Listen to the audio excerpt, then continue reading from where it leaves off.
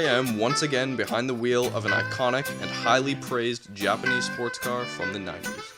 This is the Nissan 300ZX Twin Turbo.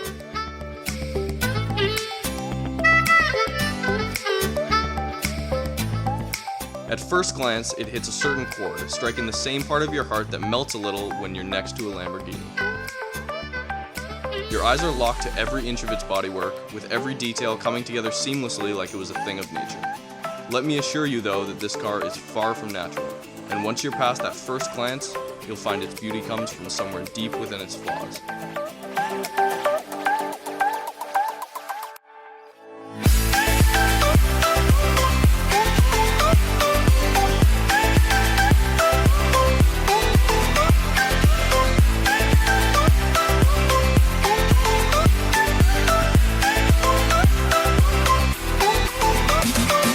Immediately right off the bat with the 300ZX, it is an incredibly striking car to look at. You walk up to the car, it has very Lamborghini-like styling. The design holds up, not as well as some other cars from the 90s, but it does hold up to the test of time in terms of exterior and interior styling as well. The 300ZX either came in a hardtop, a T-top like we have in this car here, or a soft top convertible. Now the thing about the T-top and the convertible is they weigh more than the hardtop, but a lot of 300ZXs were made in T-top as opposed to hardtop. The model we're driving here is actually a 2+2 model, so it does have the back seats, and instead of just cramming in the trunk, the car is actually lengthened by a substantial amount. If you put the two cars side by side, a normal two-seater 300 and this 2+2, you can definitely tell this is a much bigger car. In terms of size, you feel it right away. This is not a small car.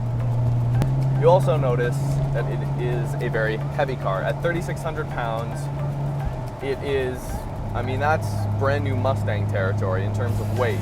Now, the twin-turbo 3-liter V6 that it has puts the car to 60, depending on what model you have, somewhere in between 5 and 6 seconds.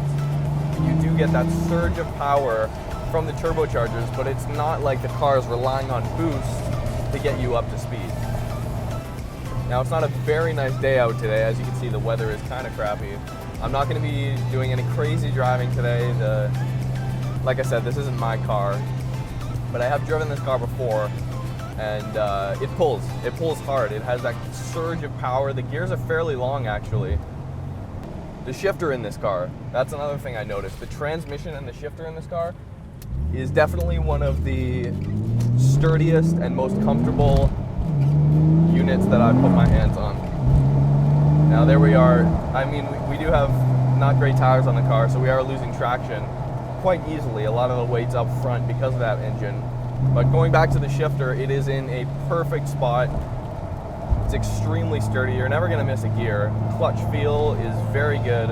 All the interior controls are right at your fingertips. Very driver focused. And it feels like a true sports car. It takes a special kind of driver to truly fall in love with this Z. Whether you end up with the naturally aspirated 222 horsepower 3-liter V6 or the twin turbocharged 300 horsepower 3-liter V6, you're bound to run into some mechanical failure. I can't speak from personal experience, but with every Z owner I talk to, I get this running joke amongst all of them about how unreliable and tedious these engines can be if you're not overzealous with your attention to maintenance. What's fascinating though is what side effect this brings to the Z32 community and the drivers. The real drivers. They're in it to the death.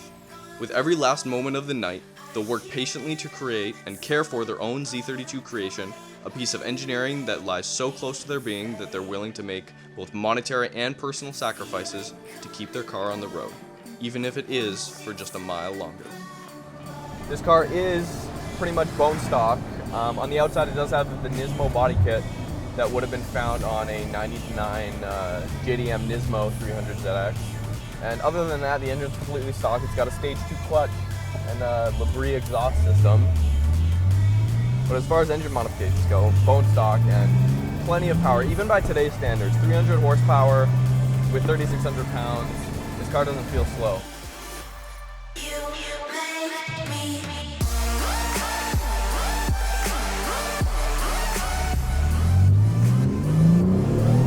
gets off the line pretty good.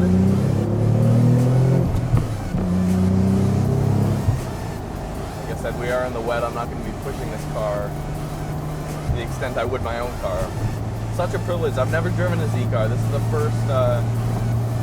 first Z car I've ever driven. Man, this car's a blast, especially when you really get into the power. It definitely has a tendency to oversteer on exit if you give it too much power, but that's to be expected. First of all, in the rain and with a front engine, rear-wheel drive car with as much power as it has. The 300 sounds very great, especially when you get on boost, and even with a very subtle aftermarket exhaust without too much drone.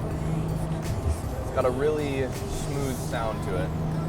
You don't hear boost building too much, but it is twin turbo and the turbos are up there. It's a front engine car, so not expected to hear it very loud. Plenty of torque, comes down really low, even when you're not really on boost. Now you definitely feel the weight of the car when you're driving around corners like this. Definitely feel the weight. Now, with that being said, I really think this car is a lot better suited to kind of long, sweeping, curved roads rather than a quick set of hairpins. Don't get me wrong, it's a sports car. It does love to take corners, and you'll have a blast driving this car wherever you go, whether it be cruising on the highway or in the twisties like we are now.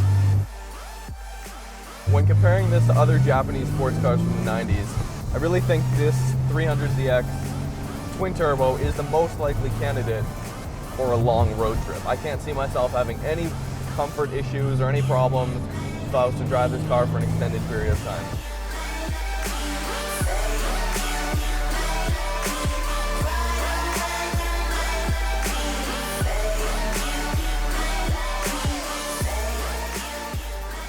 The Nissan 300ZX captures and holds attention like no other car I've driven before. Some might say this was the last truly great Z, and until I drive Nissan's more recent creations, I'll never really know for myself. But I trust those same people to uphold this car's value for decades to come, because for me and so many others, it will never be forgotten. If you liked it, make sure to subscribe on the YouTube channel. If you want to see more, go follow us on Facebook, Instagram, and all that. Send us an email at roadsuntraveledshow@gmail.com if you have any questions or want your car featured on the show. Also, if you yourself have a 300ZX, NA or twin turbo, let us know what you think of the car. I want to know what your experiences are or have been as an owner, and what kind of driving you do with it, what you think is best suited for. We'd love to hear what you think, so make sure to comment below, share the video with your friends, like us on Facebook, all that stuff. And we will see you again with another video very soon.